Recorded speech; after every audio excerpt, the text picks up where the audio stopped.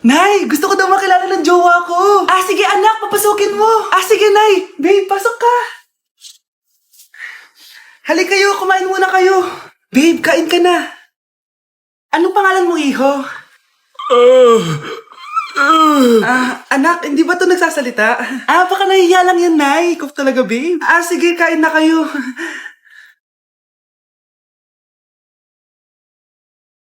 Si Ay lang ako, sige, anak. Anak, matagal ka pa ba? Sabi ko na multo ka eh. Halika dito.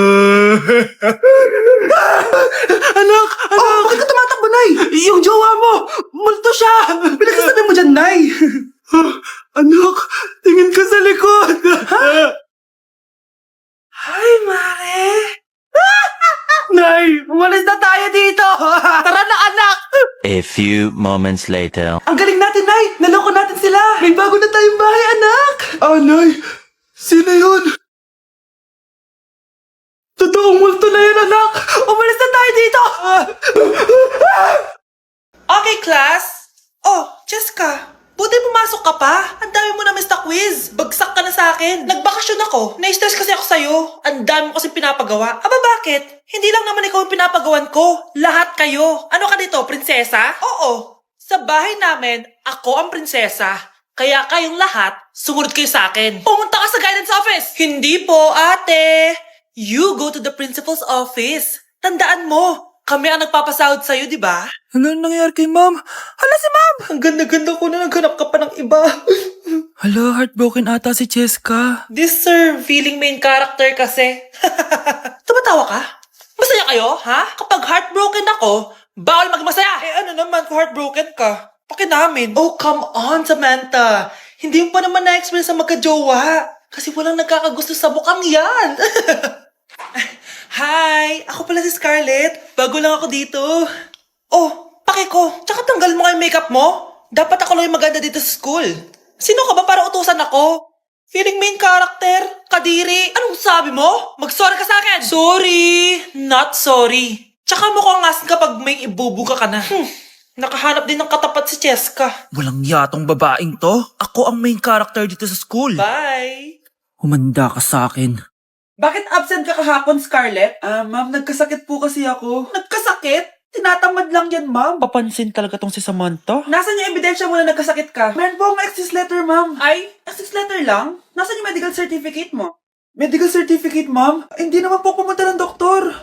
Paano ko malalaman na totoong nagkasakit ka? Ito po, ma'am, yung chat namin ng nanay ko. Ito po, ma'am, picture po ng thermometer na ginamit ko. Sus, kinuha mo lang yun sa internet eh. Papansin ka?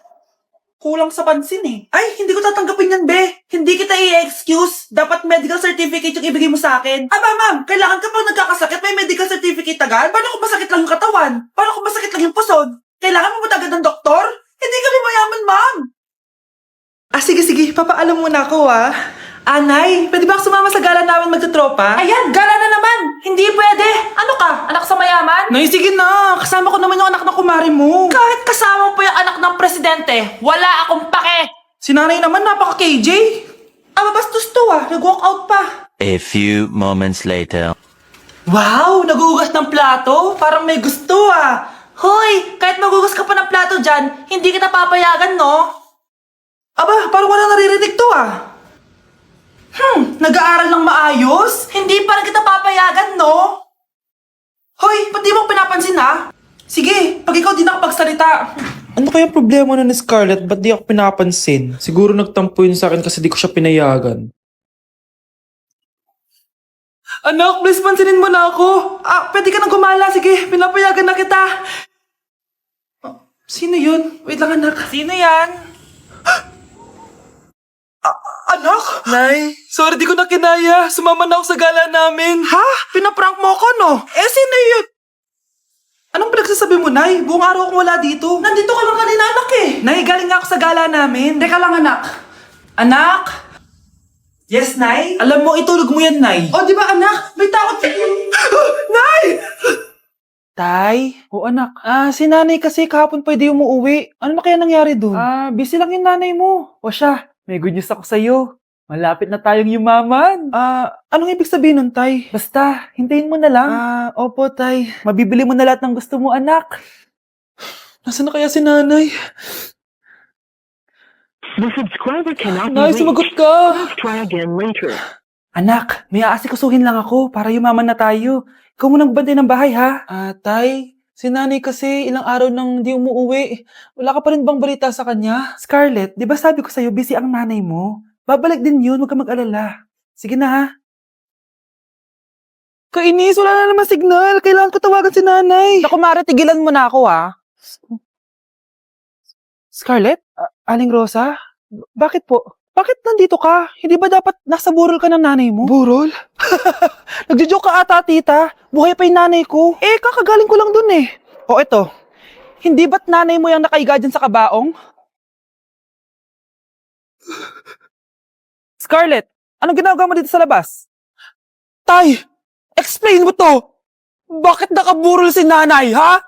Kaya siguro hindi siya umuwi ng ilang araw? Nay, eto na po yung pagkain ni tatay. Thank you, anak. Pwede ba ako pumasok, Nay? Wag na muna, anak. Baka ma-stress yung tatay niyo eh. Sana gumaling na si tatay. Ang tagal niya na kasing paralyzed eh. Sige, Nay. Alis na ako. Mahal, papakainin na kita ha. Naglutuan ka ni Scarlett. Nay, eto na po yung pagkain ni Ano yun, Nay? Ang baho. Ay, anak, mamaya mo na ibigay yan. Papaliguan ko muna yung tatay mo. Nagpupo na naman. Sige, Nay. Tao po, delivery po. Ano po yun? Kay Susan po, importante daw po to. Si nanay. Ako na lang po magbibigay sa kanya. Nay, may nagpapabigay po nito sa inyo. Binasa mo ba to, anak? Hindi po, Nay. Wag na wag mo tong babasahin, ha? Sige po, Nay. Mamamalengke lang ako na uulamin natin, ha? Ikaw muna magbantay ng bahay.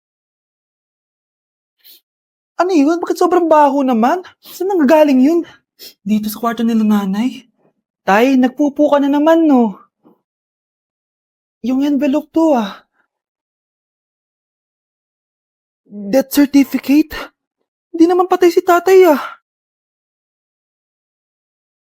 Hello po. Buti naman po, ma'am. Sinagot niyo na. This is St. Peter's Funeral. Kailan niyo po ipapaimbasa mo yung asawa niyo? Isang linggo na rin po kasi baka bumaho po yung bangkay niya. Anak, alam kong nasa kwarto ka ng tatay mo. Si nanay. Bakit nawawala ang laman ng class funds, ha? Sinong kumuha na ito? Ma'am, kilala ko po kung sino yung kumuha. Oh, Samantha, sino kumuha? Sino pa ba, ma'am? This is Scarlett. Ha? Wala akong kinukuha. Scarlett, ikaw pala yung kumuha ng class funds? Sumama ka sa principal. Ngayon na. Apaka-hype talaga nitong si Samantha. Bye, Scarlett. Dami nito, Mukhang makakabili na ako ng bagong phone. Ha? Nahuli din kita. Ikaw pala yung kumukuha ng mga class funds natin? Oo, ako yung kumukuha. Bakit? May problema ba? Ang problema ko, ikaw. Ako pa sinisisi mo na kumukuha ng class funds, ikaw naman talaga? Isusumbong kita kay ma'am. Wala ka namang ebidensya. Ikaw ang isusumbong ko dahil naniniwala naman sa akin si ma'am. Humanda ka sa akin, Samantha. Wow, may bagong phone si Samantha. Sana all. Bigay ito ng parents ko, guys. Class! Sino naman yung kumuha sa class funds? Si Scarlett po yung kumuha, ma'am. Pagsabihan nyo nga yan. Ako na naman? Nagpapatawa ka ata, Samantha. Talaga ba, Samantha? Kitang-kita ko na kumuha ka dito. At narinig ko, nabalak mo na naman si Scarlett. Ma'am, di po ako yun. Gagawin mo pa ako sinungaling? Diyan ka naman magaling, di ba, Samantha? Sa pagsisinungaling? Sumama ka sa akin sa principal at ipapatawag ko yung magulang mo. Buti nga sa'yo, Samantha. Deserve mo yan. Nag-uumpisa pa lang ako. Anak, kain ka na, Darating yung mga kaibigan ko, Wag na wag mo ako ipapahiya. Sige, anak. Ay, andyan na sila. Oo, tapos nakita kami ng ex ko, di ba? Kayo pala yung mga kaibigan ni Scarlett. Gutom ba kayo? May pagkain dito, Ang pangit pala ng mama ni Scarlett, no? Isa lang yung mata. Uy, grabe ka naman. Naya na ba? Di ba sabi ko sa'yo, wag mo ako ipapahiya? Kainis. Umalis ka nga dito. Huwag kita makita. Sorry, anak. Tara na nga, labas na nga lang tayo. May panira dito, Tara. Anak, sandali. Anak, Scarlett, graduation mo pala bukas? O tapos? Si nanay ba yung aakit sa stage? Ay, hindi! Si tita na lang isasama ko. Papahiya mo lang ako, Buti pa si tita, kompleto yung mata. O sige, proud ako sa'yo, anak, ha? Kainis! Bakit kasi isa lang yung mata mo? Balang araw, anak. Malalaman mo rin kung bakit. Diyan ka na nga, marami pa akong gagawin. Ano bang ginagawa natin sa hospital, tita? Sumama ka na lang, Scarlett. May kailangan ka malaman. Scarlett? Ikaw yung anak ni Susan, right? Oo, Doc. Ako nga si Scarlett. Ba't kilala mo ko? Oh, yes! I remember! Ikaw yung batang na-aksidente dati, yung nabulag yung kaliwang mata. Buti na lang dinonate ng nanay mo yung kaliwang mata niya para sa'yo. Kaya pala isa lang yung mata ni nanay. Alam mo, sobrang mahal ka ng nanay mo. Huwag mo siya papabayaan, ha? Anak, maganda ka na. Bibili tayo ng bagong kotse. Talaga po, Nay. Excited na ako. Oo, anak. Kaya magbihis ka na. Tara na. Sige po, Nay. A few moments later. Welcome po, ma'am. Bibili po ba kayo ng kotse? Pumunta kami dito sa car shop, di ba? Baka submarine yung bibili namin. Meron po kami dito, ma'am. Bagong-bago. Murang-mura. Aba, anong tingin mo sa akin? Walang pera? Judgmental ka, ah. Di naman po sa ganun, ma'am. Tignan niyo po. Sige, titignan ko.